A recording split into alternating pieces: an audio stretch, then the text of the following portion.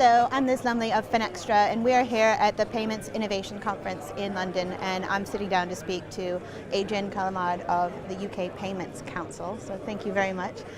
So we can't start our conversation without talking about the launch of Paym, which was launched almost a month ago on April 29th. So why don't you give us a rundown of the adoption from the banks and adoption from the public? Okay, well, I think first of all it's worthwhile just reminding you what Paym was all about. Yes. And it's actually a great new mobile payment service, which means that as a customer, you can go to your bank, you can sign up for the mobile payments app of that bank, and then make a payment to someone else, only having to know their mobile phone number. So the experience is you put in the phone number, it goes off the database and it plays back who the money's going to, the name, and typically a few seconds later it'll be in the other person's bank account. The adoption has been great, so we have got 70% of the current accounts in the UK already in play. So that's the likes of Cumberland Building Society, Danske and Lloyds and so on. By the end of the year it'll be 90%. We have over 600,000 registrations already.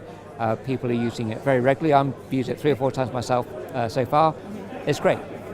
So it's a person-to-person payment? It is. So we're focusing on person-to-person initially because the key thing about payment innovation is to try to solve a problem. And the problem that's being solved is that if you're dealing with friends and family or with a window cleaner or whatever it may be, at the moment the only way you can share money around easily is cash or check.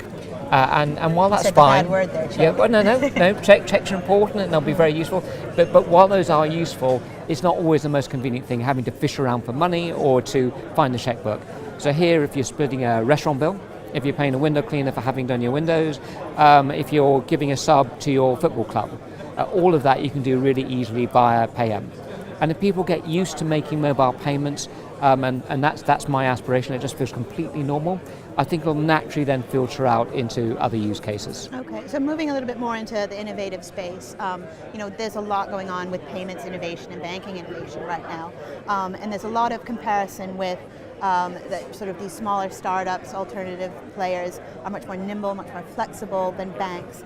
However, banks are under a lot of pressure to, follow risk management procedures and to deliver products that are secure and safe and robust. So how do banks sort of answer that question of whether or not they can be innovative by balancing the need to be nimble with the need to be secure? Yeah, well, I think that there are a number of elements that I have to cover to address the question.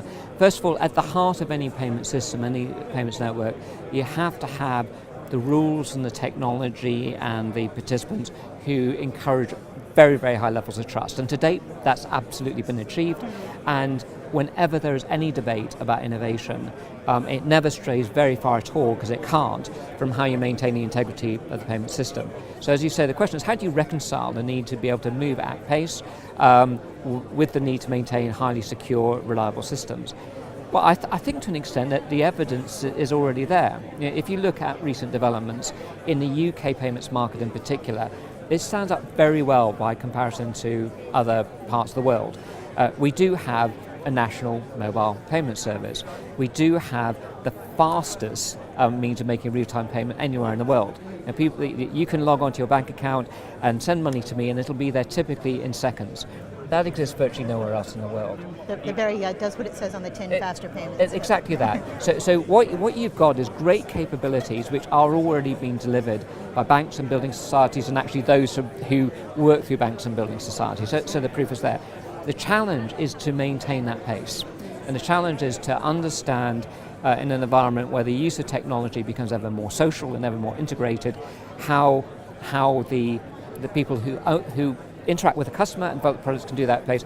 The job in the center is to make sure the systems can cope with that there's enough flexibility and there's enough capacity to cope with what people want to do in the channels when they're providing services to their customers.